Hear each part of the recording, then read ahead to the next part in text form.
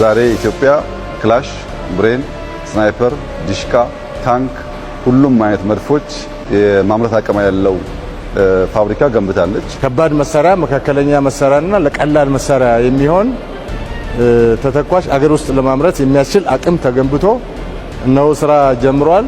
ታንክና ዶሽቃል ነው በማለት ያለቃቸውን ንግግር ያስተባብሉታል። የምታዩትና የታየ ያለውን ኢንዱስትሪ አፕግሬድ በማድረግ አዳዲስ አቅሞች በመጨመር ዘመኑ የደረሰበት ዲጂታል ደረጃ በማድረግ ነው ስራ ጀምሯል።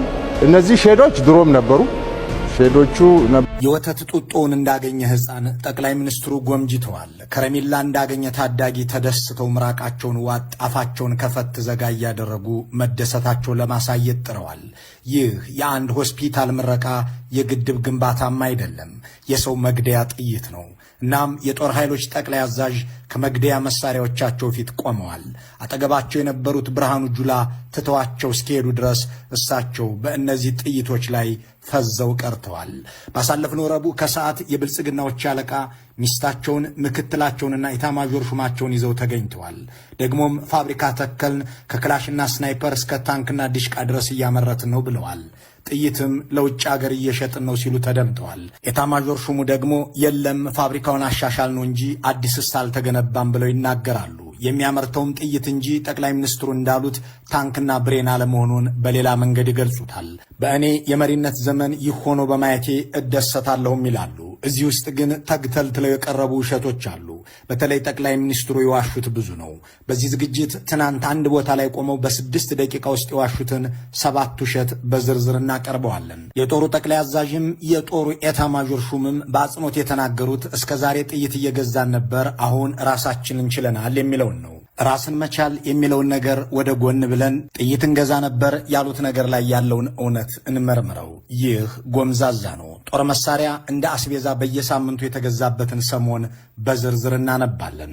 ብዙ ቤተሰብ እንደምታስተዳድር እናት በየ3 ቀኑ ገበያ ያስወጣቸውን የጦር መሳሪያ ሸመታ ዝርዝር ሰነድ በየትኛው ቀን ከየትኛው ሀገር እንዴት ተገዛ የሚለውን አንድ ባንድ እንመለከተዋለን። በጆንያ ዶላር ተሸክመው የሚሄዱ ጄኔራሎች ለሸመታ ወደ ባኩና ሞስኮ ሲመላለሱ የነበሩበትን ሁነት በጥልቀት እንዘረዝረዋለን። እዚህ ጋር ደግሞ አንድ አስገራሚ ሁነት አለ። ብልጽግናዎች በዚያ በደጉ ዘመን ጦር መሳሪያ በኮንትሮባንድ ጭምር ይገዙ የነበረው ከሻቢያ ባለስልጣናት ጋር ነበር። ከፋዮቹ የአዲስ አበባዎቹ ሰዎች ናቸው። መሳሪያዎቹ ተገዝተው በምጽዋና አሰብ ወደብ በኩል በቦሌ ኤርፖርትም በኩል ሲገቡ ዝርዝራቸውን ሻቢያዎች ያውቃሉ። የብልጽግናን የጦር መሳሪያ ደንበኞች አሳምረው የሚያውቁት ሻቢያዎችም ከአዘርባጃን ተገዝቶ ሲጓጓዝ የነበረ መሳሪያን መንገድ ላይ ዘርፈው አስቀርተውታል። 3 መርከብ ሙሉ መሳሪያ፣ 3 መርከብ ሙሉ ተተኳሽ ከባኮ ተነስቶ የአዘርባጃንን ሰንደቅ ዓላማ ሰቅሎ ሲጓዝ ሻቢያ ጠልፎ የራሱ አድርጎታል። ሲኤምኤስ ፓቪሊያን፣ ሲኤምኤስ ኢጂአይዲ እና ሲኤምኤስ 3 የተሰኙት እነዚህ መርከቦች ገና ሲነሱ የጫኑትንና መዳረሻቸውን የሚያውቁት ሻቢያዎች ባሳለፍነው ህዳር 7 2024 አግተው አራግፈው ወስደውታል። የአስመራ ባለስልጣናት እነዚህን መርከቦች ከዚህ ቀደምም በሚገባ ያውቋቸዋል።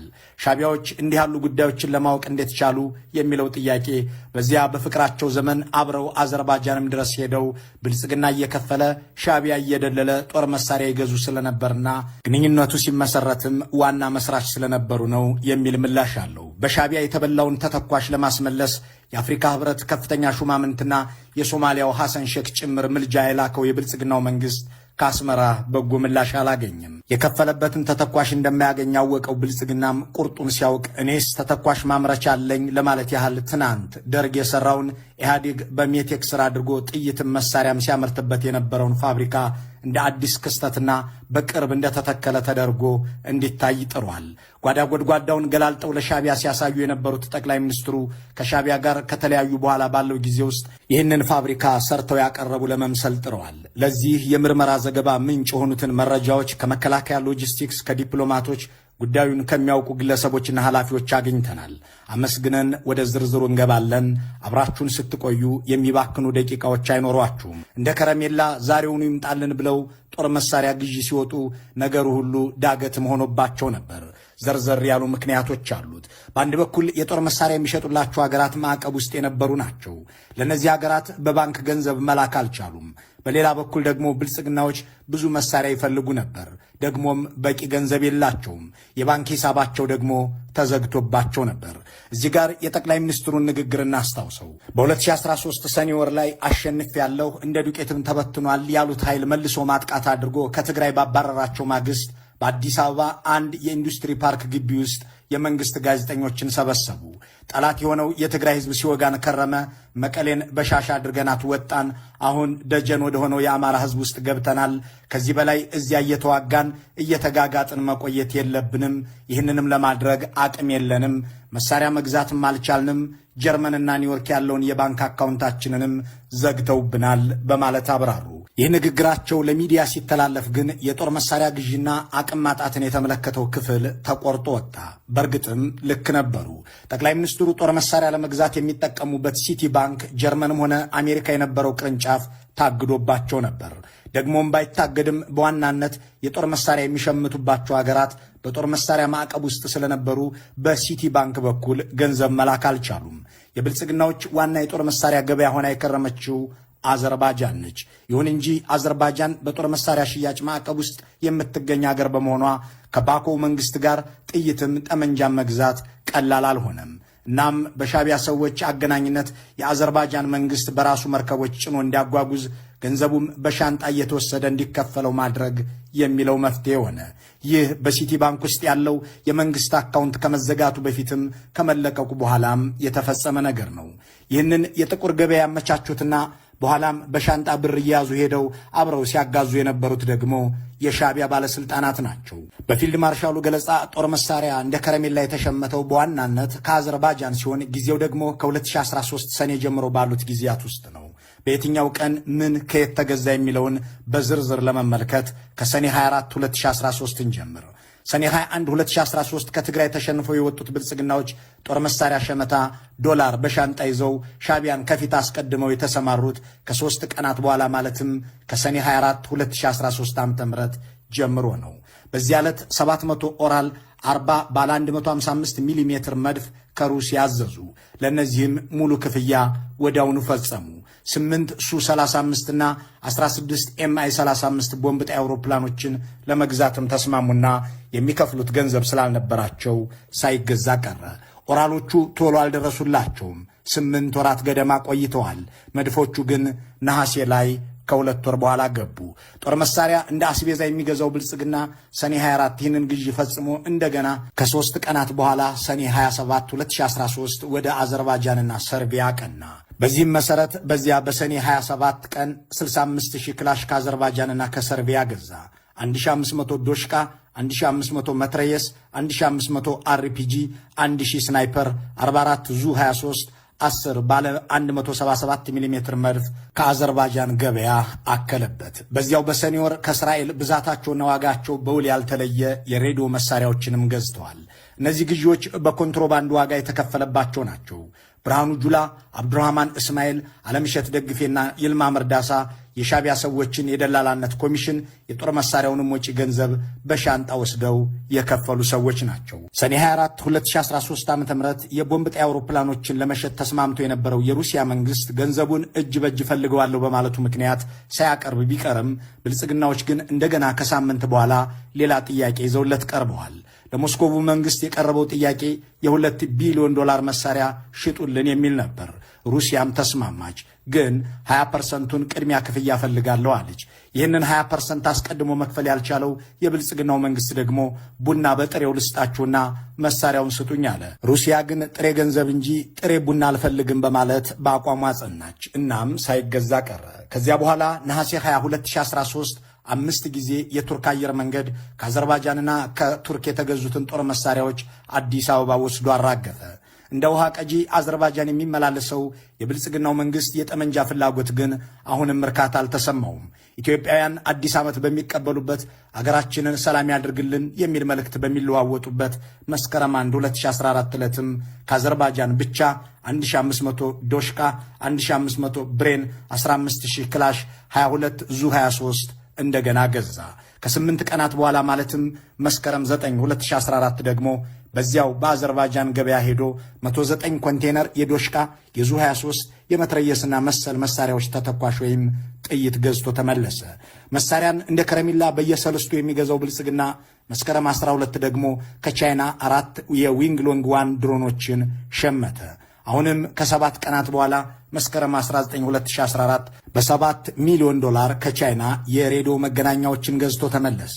ከአንድ ወር በኋላ ጥቅምት 19 2014 ደግሞ እያንዳንዳቸው $280,000 የተከፈለባቸው 50 ሚሳኤል ሮኬት ገዝቶ ከቻይና ዳሊያን ኤርፖርት በኢትዮጵያ አየር መንገድ ወደ አዲስ አበባ አጓጉዟል።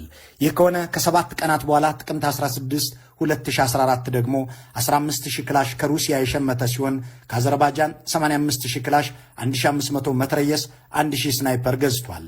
ከ3 ቀናት በኋላ ጥቅምት 29 በዚያው በ2014 የዊንግ ሎንግ 1 የድሮን ተተኳሽ በአቡዳቢ ካርጎ በዱባይ በኩል አድርጎ አዲስ አበባ ገብቷል።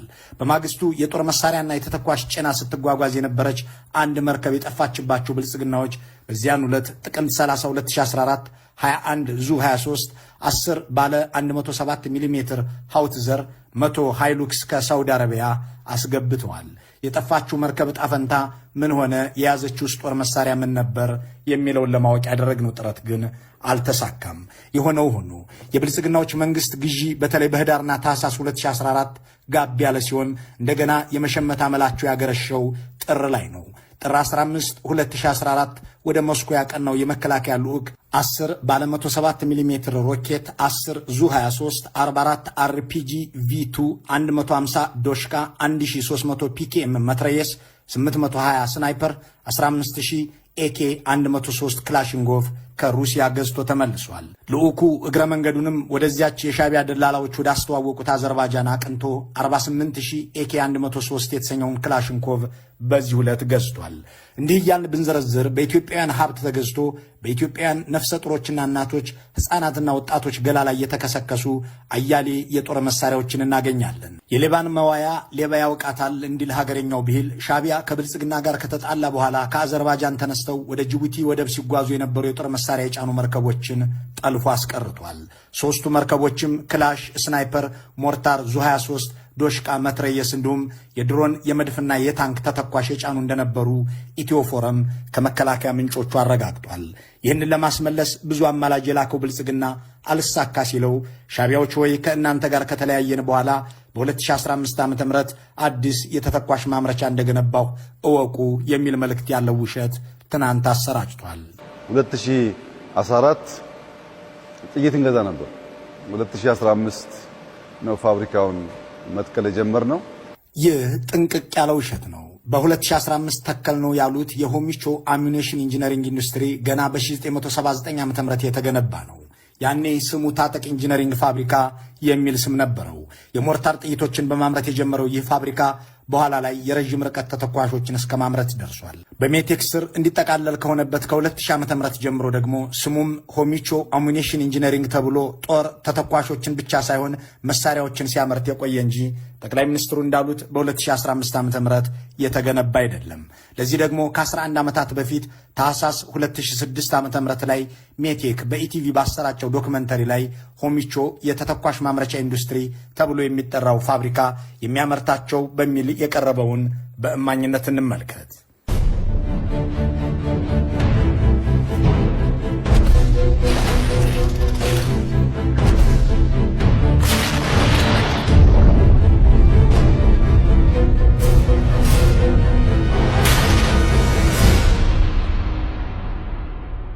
ይህንን ከ1979 ዓ.ም ጀምሮ ስራ ላይ የኖረን ፋብሪካ በ2015 ዓ.ም አቆምኩት የሚሉት ጠቅላይ ሚኒስትሩ እንዲህ ያለ ጥንቅቅ ያለ ውሸት መዋሸታቸውን የሚጠቁመን የፊልድ ማርሻሉ ንግግርም ነው። ፊልድ ማርሻል ብርሃኑ ጁላ ምክንያቱ ባይታወቅም በዚህ ጉዳይ ላይ መዋሸትን አልወደዱም። ይልቁንም ፋብሪካው የነበረና የቆየ መሆኑን አምነው አሻሻል ነው በማለት ያለቃቸውን ንግግር ያስተባብሉታል። የምታዩትና የታየ ያለውን ኢንዱስትሪ አፕግሬድ በማድረግ አዳዲስ አቅሞች በመጨመር ዘመኑ የደረሰበት ዲጂታል ደረጃ በማድረግ ነው ስራ ጀምሯል። እነዚህ ሼዶች ድሮም ነበሩ፣ ግን የወደሙ የቆሸሹ ሰው መጥቶ ሊያያቸው የሚጠየፋቸው ናቸው። አሁን እንደማንኛውም የዘመኑ ኢንዱስትሪ ተቀይሯል። ፊልድ ማርሻል ብርሃኑ በዚህ ጉዳይ ላይ አልዋሹም። ይህ የሆሚቾ ጥይት ፋብሪካ በ1979 የተገነባ በመሆኑና የኢህአዴግ መንግስት ለጦርነትና ሰራዊት ጋጋታ ሳይሆን ለትምህርትና ጤና ተቋማት መስፋፋት የሚተጋ ስለነበር ተጨማሪ ሀብት ስላላወጣበት የማምረቻ ማሽኖቹ አርጅተው ነበር የሚሉ አንድ የመከላከያ የሥራ ኃላፊ አዲስና ዘመናዊ ማሽን ገጥመንለታል ይላሉ። ይህ አዲስ ማሽን ግን ገና ዝግጅት ላይ ያለ እንጂ ጠቅላይ ሚኒስትር አብይ እንዳሉት እያመረተ ለውጭ መንግስታትም የሚሸጥ አይደለም። የተያዘው ዓመት ማጠናቀቂያ ላይ ማምረት ይጀምራል ተብሎ የሚጠበቀው ይህ ማሽን በወር 250 ሺህ ጥይት የማምረት አቅም እንዲኖረው ተደርጎ ተሻሽሏልም ተብሏል። ዓላማው ጥይት የማምረት ብቻ ቢሆንም ጠቅላይ ሚኒስትሩ ግን አሁንም ተጨማሪ ውሸት ያክሉበትና ፋብሪካው ያልተሰጠውን ኃላፊነት ያልተፈጠረበትን ምክንያት ጠቅሰው ታንክና ስናይፐር ዶሽቃም ያመርታል ይላሉ። ፊልድ ማርሻሉ ግን ይህ ፋብሪካ ስራው ጥይት ማምረት መሆኑን ይናገራሉ። ጎን ለጎን እንመልከታቸው። ዛሬ ኢትዮጵያ ክላሽ፣ ብሬን፣ ስናይፐር፣ ዲሽቃ፣ ታንክ ሁሉም አይነት መድፎች የማምረት አቅም ያለው ፋብሪካ ገንብታለች። ከባድ መሳሪያ፣ መካከለኛ መሳሪያና ለቀላል መሳሪያ የሚሆን ተተኳሽ አገር ውስጥ ለማምረት የሚያስችል አቅም ተገንብቶ እነሆ ስራ ጀምሯል። ታንክና ዶሽቃ እናመርታለን የሚለውና የታንክና ዶሽቃ ጥይት እናመርታለን የሚለው እጅግ በጣም የተለያዩ መሆናቸውን የሚያውቁት ፊልድ ማርሻሉ የሆሚቾ ፋብሪካ ዋና ስራው ተተኳሽ ማምረት መሆኑን አብራርተዋል። ጠቅላይ ሚኒስትሩ ግን በተለመደው አኳኋን ቀጥፈዋል። ጥይት አምርቶልን ለበርካታ ሀገራት ሸጠናልም ይላሉ። ፊልድ ማርሻሉ የጠቅላይ ሚኒስትሩን ንግግር አይጋሩትም። ፋብሪካው ጥይት እንዲያመርት አፕግሬድ መደረጉን፣ ይህ ምርት ደግሞ ለውጭ ሀገራትም ሊሸጥ እንደሚችል የወደፊት ተስፋ እንዳለ ይናገራሉ። በእርግጥም ብርሃኑ ጁላ ልክ ናቸው። አዲሱ ማሽን በሚያመርተው ምርት ጥይት ተሸጦ ገንዘብ የማግኘት እቅድ ያለ ቢሆንም ከዚህ ተቋም ተተኳሽ የገዛም ሆነ ሊገዛ ውል ያሰረ የለም። ተሻሽሎ የተገጠመው ማሽን ገና በሙሉ አቅሙ ማምረት የሚጀምረው በተያዘው መጨረሻ ዓመት ነው። ጠቅላይ ሚኒስትሩ ግን ቀሚስ በለበሰው ውሸታቸው ፋብሪካው አምርቶ መሸጥ ጀመረ ይላሉ።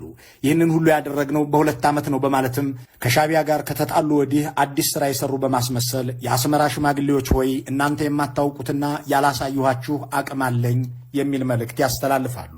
እና በጣም በአጭር ጊዜ ውስጥ 2 ዓመት ባልሞላ ጊዜ ውስጥ ይሄ አቅም ተገንብቶ በማየቴ በጣም ከፍተኛ ክብርና ደስታ ይሰማኛል። በዚያ የጫጉላ ሰሞን ከተሰሩ ባንዳዊ ተግባራት መካከል ለኢሳያስ አፈወርቂ የኢትዮጵያን ጓዳ ጎድጓዳ ገላልጦ ማሳየት አንዱ ነበር። አየር ኃይሉንም ምድር ጦሩንም ምርቱንም ግብአቱንም እያዞሩ ያሳዩት ጠቅላይ ሚኒስትሩ እሳቸው ግን አስመራ ሄደው እንኳን የኤርትራን ወታደራዊ ተቋማት የመከላከያ ሚኒስትሩንም ሕንፃ አሻግረው እንዲመለከቱ አልተፈቀደላቸውም። አሁን እየጣሩ ያሉት ደግሞ ከሻቢያ ባለስልጣናት ከተራራቁና ከተጣሉ በኋላ አዲስ አቅም እንደገነቡ ለማሳየት ነው። ሻቢያዎች ደግሞ ተጨማሪ የጦር መሳሪያ አይኖርህም በሚልም ጭምር ከአዘርባጃን የሚጓጓዝን መሳሪያ ዘርፈው ያስቀራሉ።